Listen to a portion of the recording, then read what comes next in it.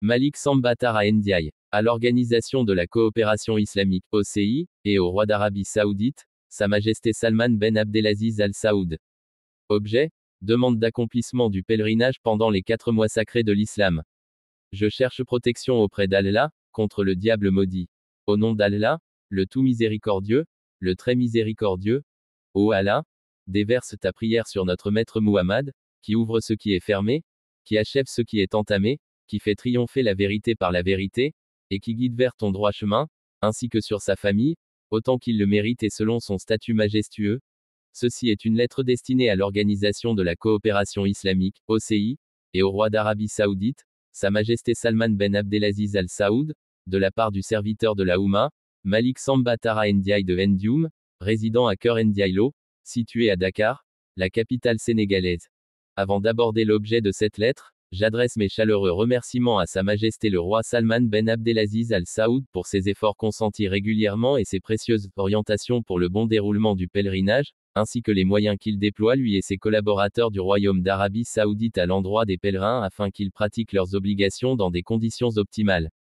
Je prie Dieu, exalté soit-il, qu'il lui fasse clémence et lui attribue le bonheur ici-bas et dans l'au-delà, et accepte le pèlerinage de tous les musulmans en leur réservant comme récompense le paradis. Cette lettre contient 3 points essentiels. Le premier point, les pèlerins se rassemblent à la Mecque pendant un seul mois de l'année, celui de Dhul-Hidja, en immense foule et confrontés à d'énormes difficultés, malgré que Dieu nous a bien illustré dans son sublime livre que les mois du pèlerinage sont au nombre de 4, Dhul-Qa'da, Dhul-Hidja, Muharram et Rajab. Comme il le mentionna dans le verset 197 de la sourate Al-Baqarah, la vache, le pèlerinage a lieu dans des mois connus.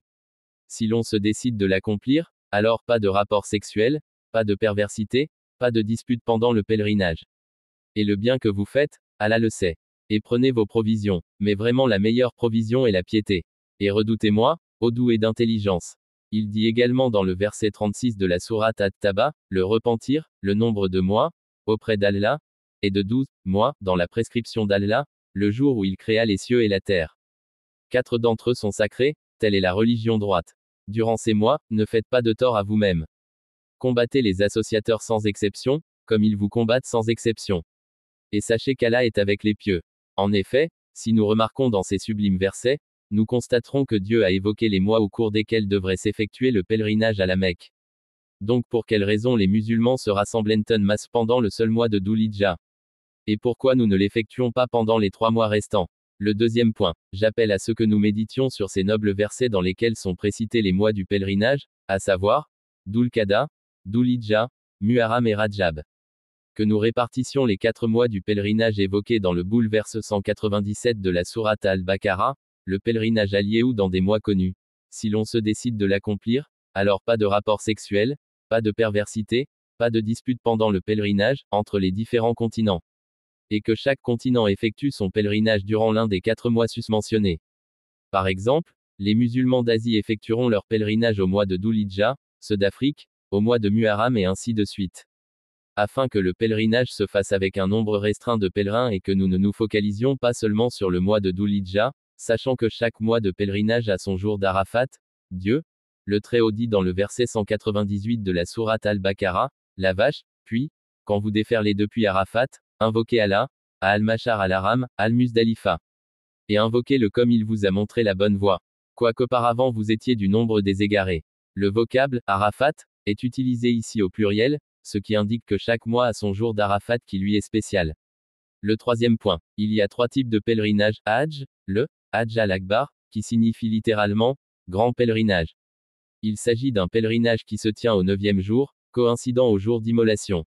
Dieu, exalté soit-il, dit, et proclamation aux gens, de la part d'Allah et de son messager, au jour du grand pèlerinage, qu'Allah et son messager, désavouent les associateurs.